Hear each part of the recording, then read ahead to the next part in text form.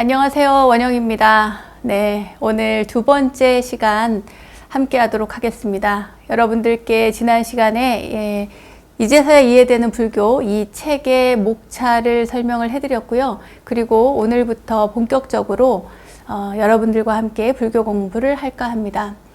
이 책을 가지신 분들은 이미 다 사셨다고 하는 분들은 이 책을 펼쳐서 보시면서 함께 하시면 더 좋을 것 같습니다.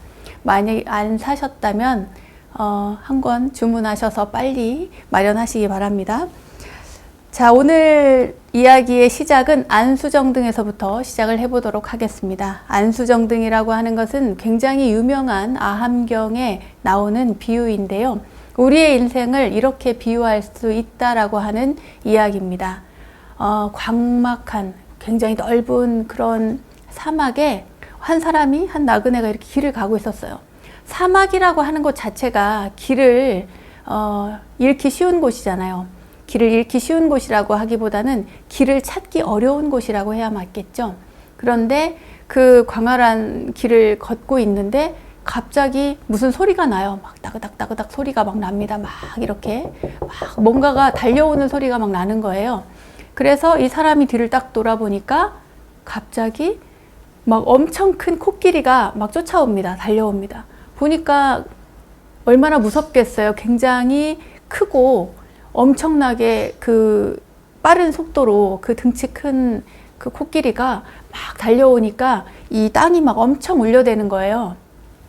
이 사람은 갑자기 코끼리가 보통 사람이라면 누구나 다 그럴 겁니다. 코끼리가 뒤에서 달려오면, 쫓아오면 자기도 같이 뛰겠죠. 도망을 가겠죠. 아마 이 사람뿐만 아니라 그렇게 코끼리가 막 달려오면 주변에 다른 어떤 생물들이 있었다면 함께 막 뛰어서 도망을 갔을지도 모릅니다. 그러나 이제 저는 문득 그런 생각이 들더라고요. 그렇게 코끼리가 뒤에서 막 쫓아오면 가만히 있으면 코끼리가 그냥 지나가지 않을까? 이런 생각도 해보긴 했습니다. 내 마음이 고요하고 가만히 있다면 그러면 그냥 지나가지 않을까 이런 생각도 했습니다만 아무튼 경전에서는 그렇게 나오지 않고요. 코끼리가 막 쫓아오니까 이 사람이 먼저 뜁니다. 막 따라오니까 막 그 쫓아가서 막 뛰어요. 뛰어가는데 한참을 뛰어가 보니까 어디 숨을 곳이 없습니다. 왜냐하면 너무나 광활한 그런 사막이니까. 근데 막 보니까 어디 그 오아시스도 아닌 것이 웬 우물 같은 것이 있습니다.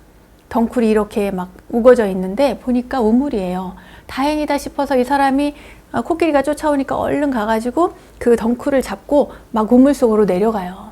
막 내려갑니다. 그런데 정말 코끼리가 도착을 해가지고 그 밖에서, 우물 밖에서 뱅글뱅글뱅글뱅글 막 돌고 있는 거예요. 근데 이 사람이 그 덩굴을 잡고 막 이렇게 내려갔는데 내려가다 보니까 저 밑에 동룡이 입을 쪽하니 벌리고 있는 거예요. 어디 그뿐입니까? 옆에서는 뱀들이 우글거려요. 4마리의 뱀이 있고.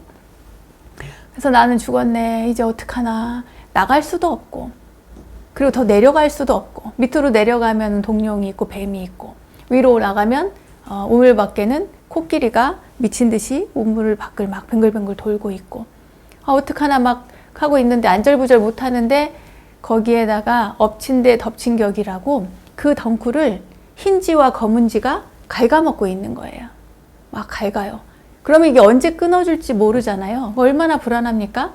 그런데 저걸 어떡하나, 흰지가 갉아먹고 있고 검은지가 갉아먹고 있고 어떡하나 하고 고민하고 있는데 그때 어딘가에서 하늘 천장을 위를 바라보고 있는 자신에게 자신 입으로 그 꿀물이 한 방울 똑 하고 떨어집니다.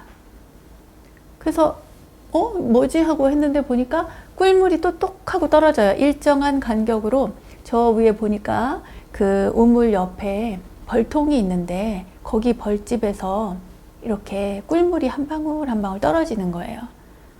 그래서 자기가 지금 상황이 얼마나 급박해요. 지금 내가 언제 죽을지 모르는 그런 상황인데, 언제 이 덩굴이 끊어질지 모르는 이 상황인데 세상에 그 꿀이 너무 달콤한 거예요. 그죠? 너무 덥고 지친 여름날 시원한 그 꿀물을 마신다고 생각해 보십시오. 얼마나 시원하고 달콤하겠어요. 마찬가지로 이 사람이 지금 안절부절 못하고 있는 이 상황에 거기에서 꿀물이 떨어지는 거예요.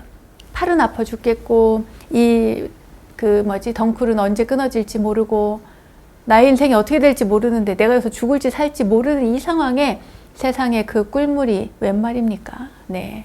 거기에서 우리는 지금 그 상황을 가지고 너무 어리석다라고 생각을 하잖아요. 그죠? 그렇지 않습니까? 제가 말씀을 드렸을 때 그런 뉘앙스로 말씀을 드렸는데 이것을 저는 이제 책 제목에 앞에 챕터의 제목에 인생은 비극인가 희극인가 하면서 찰리 채플린의 이야기를 여러분들께 꺼냈습니다. 인생은 가까이서 보면 비극이요 멀리서 보면 희극이다 라는 말로 시작을 했죠. 이 상황을 보았을 때 그 상황을 맞이했을 때는 비극 아니겠습니까? 우리가 이 세상에 태어난다는 것 자체만으로도 비극일 수 있겠죠. 그 상황에 놓여 있다면 누구나 다 비극일 겁니다. 그런데 거기에다 대고 꿀물을 받아 먹으면서 너무 좋아하는 그 사람의 모습을 생각해 봐요. 얼마나 웃긴 일입니까? 그래서 인생은 멀리서 보면 희극이다 이런 표현을 제가 했습니다. 그런데 이 아엄경에 나오는 인생을 묘사한 부처님의 비유 이 가운데 여러 가지 어떤 상징적인 의미들이 있어요. 여기에 보면은 말하자면 동룡은 지옥을 이야기한다고 합니다. 그리고 뭐 흰지 검은지는 여러분들도 이렇게 딱 듣는 동시에 이해가 가셨죠? 흰지는 낮을 이야기하고 검은지는 밤을 이야기합니다. 말하자면 시간을 이야기하는 거예요. 시간이 똑딱 똑딱 똑딱 이렇게 가고 있다는 거죠. 그 가고 있는 모습, 그것을 굉장히 상징적으로 흰지와 검은지로 표현을 하고 있습니다. 등나무는 무명의 줄, 알지 못하는 어둠의 세계, 코끼리는 죽음을 이야기하고 있고요. 또 우물은 그 우물한 세상, 말하자면 우리가 지금 모두가 우물 속에 사는 우물한 개구리 같은 인생을 살고 있다 이 말입니다. 그리고 네 마리의 뱀은 지수화풍을 이야기하고 넝쿨은 생명줄, 그리고 꿀은 오용락을 이야기한다. 이러한 상징적인 이야기를 여러분들께 시작으로 이야기를 해드렸습니다. 이거는 뭐 우리 인생의 현주소를 명확하게 드러내는 그런 이야기인데요. 언뜻 생각하면 자신을 고통에 빠진 사람으로 인식하는 것이 불행하게 느껴질지도 모르겠습니다만 불행하게 생각되거나 고통스럽게 느낄 수 있어야 사실은 그로부터 벗어날 마음도 일어나는 법이다 라는 글을 제가 요 뒤에 썼습니다. 이 이야기를 왜 했느냐, 왜 처음부터 이 이야기를 하느냐, 안수정등이 뭐가 그렇게 중요하느냐, 이러한 의문을 제기할 수도 있는데요. 지난 시간에 제가 말씀드린 바와 같이 우리가 살고 있는 이 현실, 내가 처해 있는 이 현실을 명확하게 인식하지 않으면 알 수가 없습니다. 뭔가를 해결하려고 하는 방안을 모색할 수가 없습니다. 내가 지금 처한 현실이 어떠한가? 내가 지금 어디가 아픈가? 내가 어디에 문제가 있는가? 그런데 이것을 인식하지 못하면 어떤 것도 발전시킬 수도 없고 나을 수도 없고 바꿀 수도 없습니다. 내가 어떻게 처해 있는지, 내가 어디가 아픈지를 알아야 되는 것이죠. 그래야만 내 병의 원인도 찾고 치료도 하고 하는 것과 마찬가지입니다. 그래서 이렇게 내가 살아가고 있는, 인간이 살아가고 있는 이 세상의 모습, 내가 처한 모습을 상징적으로 이야기하고 있는 아함경의 이야기, 비유, 안수정 등을 첫 번째 예로 들었습니다. 그리고 나서 여러분들께 이제 삼법인에 대한 이야기를 이어서 말씀을 드리는데요. 삼법인은 보통 무상, 고, 무아, 그리고 열반적정 이 네 가지를 가지고 열반적정을 빼고 삼법인이라고 이야기도 하고, 그리고 그 부분을 일체계고를 빼고 무상, 무아, 열반적정만 가지고 삼법인이라고 하기도 합니다. 그러니까 이 네 가지가 약간 섞여 있는데 초기 불교 쪽에서는 무상, 고, 무아를 가지고 삼법인이라고 이야기를 하고, 뒤에 대승불교 쪽 후대로 넘어오면 무상, 무아, 열반적정 이 세 가지를 가지고 삼법인이라고 이렇게 이야기를 하고 있습니다. 그러니까 우리는 뭐 불교를 공부하는 사람들이니까요. 이 네 가지를 모두 아는 것이 중요하고, 또 초기 불교에서는 재행 무상, 무상의 개념부터 설명을 하고 있습니다만, 제가 안수정 등을 먼저 꺼내든 것처럼 이 세상에 처한 나의 현실을, 그것을 먼저 직시해야만 불교가 시작된다. 그 직시하는 시점이 저는 고통, 괴로움이라고 보고 있습니다. 그래서 고에서부터 이야기를 시작을 하고 있습니다.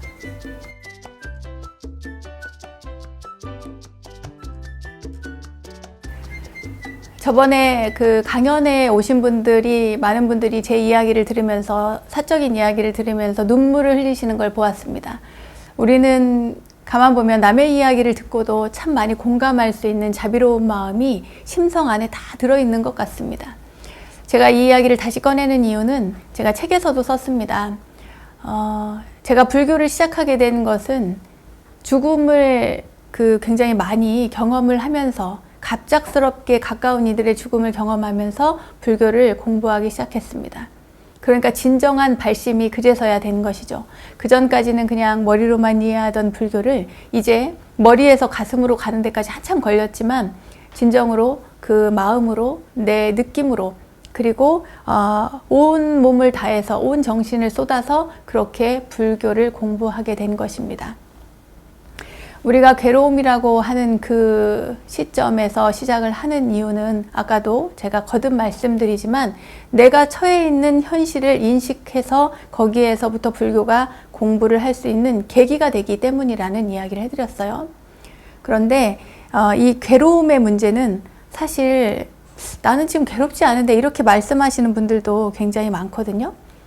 근데 젊은이들 같은 경우에는 저희가 이 프로그램을 시작하기 전에 젊은이들의, 어린 20대 청년들, 10대 청년들의 이야기를 하면서 그 아이들의 괴로움의 문제에 대해서 잠깐 이렇게 대화를 나눴는데요. 문득 그런 생각이 듭니다. 저는 그들의 고통을 잘 모릅니다만 우리는 모두가 다 그 시간을 거쳐왔습니다. 그들도 또한 어른들을 이해를 잘 못하긴 하겠지만 똑같이 그 나이를, 또 제 나이를, 어른들의 나이를 거쳐갈 것입니다. 근데 제일 중요한 것은요, 그런 생각이 들어요. 우리가 괴롭다라고 하는 것이 사람마다 각각이 다른데, 남의 괴로움은 그렇게 커 보이지 않습니다. 이렇게 괴로움의 크기를 비유를 하자면 그건 굉장히 주관적이어서 모두가 다 내 괴로움이 굉장히 큰 것처럼 느끼거든요. 다만 그 괴로움을 회복하는 과정에서 내 친구의 고통이 자기의 고통보다 더 크다라고 인식되면 오히려 제 괴로움이 줄어드는 그런 성향이 있기는 합니다. 어쨌거나 이 젊은 친구들의 이야기를 제가 꺼내는 이유는, 나이가 많거나 나이가 적거나 상관없이 괴로움의 문제는 각자가 느끼는 그 지점에서 모두가 다 중요한 부분이라는 거죠. 나의 괴로움이 크고 너의 괴로움은 작아, 이렇게 말할 수 없습니다. 너의 고통은 작고 나의 고통은 커, 이렇게 보는 것이 오히려 더 정답에 가깝다는 거죠. 우리는 다른 사람의 괴로움은 조금 축소시키려는 경향이 있고, 나의 고통은 조금 더 확대시키려는 경향이 있는 것 같습니다. 이건 어디까지나 제 생각입니다. 그런데 여기에서 이 생각의 틀을 바꾸는 것, 이 전환이 굉장히 중요한데, 그 전환점에 있어서 고통에 직면한 사실을 명확하게 인식함으로써 그 고통이 줄어든다라고 하는 생각이 저에겐 있습니다. 그리고 그것은 우리가 이 중심을 바로 잘 잡아야 된다는 거죠. 우리가 살아가면서, 일생을 살아가면서 사회생활을 한다거나 학교 생활을 한다거나 또는 가정생활을 함에 있어서도, 또 친구들을 만나거나 막 수많은 인연들이 많이 이렇게 흩어져 있지만 그 속에서 우리는 굉장히 많이 휘둘리면서 삽니다. 아내의 이야기에, 남편의 이야기에, 자식의 이야기에, 부모의 이야기에 일생을 휘둘리면서 살아요. 직장 상사의 이야기에, 또는 동료의 이야기에, 내가 알지 못하는 어떤 스님의 이야기에 의해서도 우리는 휘둘리면서 살 수가 있겠죠.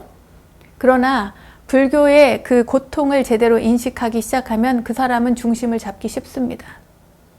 괴로움이 무엇인지, 내가 처한 현실이 어떠한지, 나의 고통의 크기가 어떠한지, 이 원인이 무엇인지, 이것을 생각하는 사람은 이미 두 발을 땅에 딱 딛고 중심 잡고 일어설 준비가 되어 있는 사람이라고 저는 생각합니다.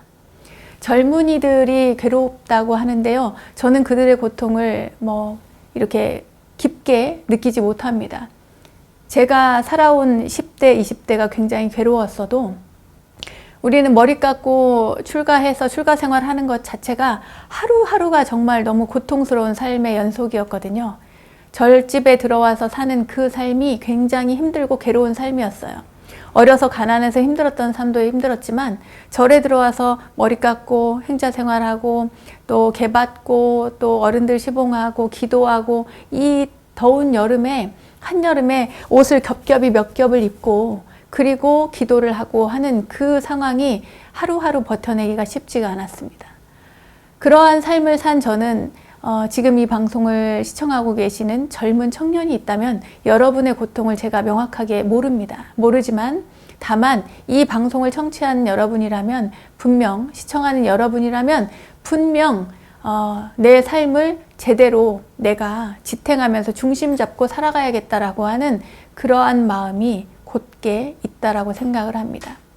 마음먹기에 따라서 달라진다는 것을, 마음먹기에 따라서 인생이 달라진다는 것을 여러분 꼭 명심해서 기억해 두시면 좋겠습니다. 나이 드신 분들은 다 알아요. 체험으로, 경험으로, 그동안의 삶에 내가 느꼈던 고통으로, 그 감정으로 다 잘 알고 있습니다. 그만큼 마음이 중요하고 정신 상태가 중요하다는 것, 그것을 다들 어르신들은 알고 있는데요. 젊은 사람들은 아직 모릅니다. 왜냐하면 너무 많이 감정에 끄달리거든요. 좋아하는 감정에, 사랑하는 감정에. 그래서 상처도 깊고, 상처도 잘 받고, 힘들어하고, 어렵고, 괴롭습니다. 그 괴로움을 그냥 이렇게 떠밀어 놓으면 안 됩니다. 이 괴로움이 막 언젠가 사라지겠지. 몰라. 이것을 잊어버리기 위해서 또는 약을 한다거나 술을 마신다거나 하는 여러 가지 게임에 몰두한다거나 잠만 잔다거나 그러면서 어느 날 우울하다거나 방문을 쿡 닫고 안 나온다거나 이러한 모든 행위들이 자신의 괴로움을 직면하지 않기 때문입니다. 자신이 느끼는 괴로움을 자기가 직면할 수 있어야 돼요. 이것을 싫다고 해서 외면해 버린다거나 밀어버린다거나 그러면 안 됩니다. 내 방구석에서 내가 이렇게 딱 들어앉아서 일본의 히키코모리처럼 들어앉아서 밖에 안 나오면 그만큼 나의 괴로움은 그 방에 쌓입니다. 내가 안 나오면 안 나올수록, 내가 게임에 몰두하면 몰두할수록, 술을 마시면 마실수록, 무언가에 깊이 중독되면 중독될수록 나의 괴로움과 고통의 깊이는, 크기는 점점 더 불어나고 쌓아진다. 그러니 여러분 정신 차리십시오. 20대 여러분, 10대 여러분, 제가 감히 이런 말씀을 드려 죄송합니다만 정신을 바짝 차리십시오. 만약 방구석에 들어박혀서 내가 괴로운데 뭔가 내 삶을 전환시킬 계기를 찾고자 노력하다가 어쩌다 모르게 이 방송을 시청하게 되었다면 이 방송을 시청하신 여러분 정신 차리십시오. 정신을 바짝 차리고 내 괴로움을 직면하십시오. 내 고통을 직면하면 여러분들은 그 괴로움에서 머지않아 벗어날 수 있을 겁니다. 그 괴로움을 내가 인식하는 것이 그리고 불교의 시작입니다. 여러분, 오늘은 본의 아니게 갑자기 법문 톤이 되어버렸어요. 강의를 해야 되는데 제가 녹화 현장에서 카메라 감독님이라고 할까요? 저분과 대화를 나누는 가운데 젊은 청년들의 이야기를 하면서 그들의 고통, 그들의 이야기를 잠깐 언급하다가 공감하지 못하는 부분, 또 공감해야 되는 부분, 이런저런 생각 끝에 여러분들께 이러한 뉘앙스로 이야기를 하게 되었습니다. 이 방송을 시청하시는 분들은 또 갸우뚱하실 수도 있겠는데요. 사실은 나이가 많고 적음에 따라 무슨 괴로움의 크기가 막 엄청 달라지고 그렇지 않습니다. 다 각자 느끼는 것은 주관적인 것이긴 하긴 하지만요. 우리가 다 알고 있습니다. 그 고통도 알고 있고 그 괴로움도 알고 있고 그렇습니다. 여러분들께 첫 번째 시간에 이렇게 괴로움에 대해서 말씀을 드리는 것은 불교 공부의 시작이 바로 괴로움이기 때문이고요. 그것을 잘 인식하시고 그 다음 장으로 넘어가는 이 과정에서 여러분 꼭 나 자신의 모습, 내 삶의 모습, 이것을 명확하게 돌아보시길 바라겠습니다. 오늘 강의랄까요? 수업이랄까요? 오늘 이야기는 여기에서 마치도록 하겠습니다. 감사합니다.